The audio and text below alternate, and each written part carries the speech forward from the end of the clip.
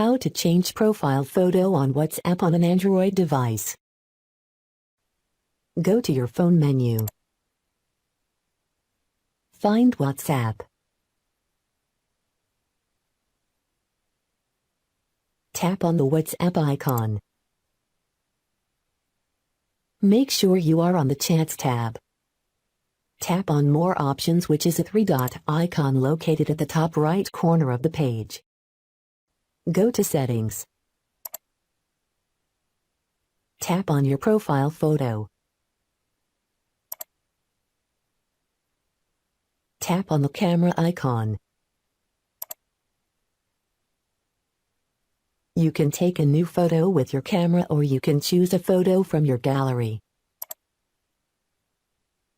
Select a new photo from your gallery.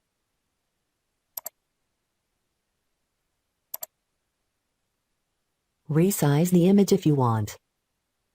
Tap on Done to save the changes.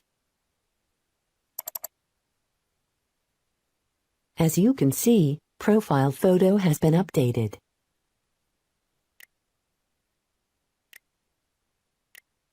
This is how you can change profile photo on WhatsApp on an Android device.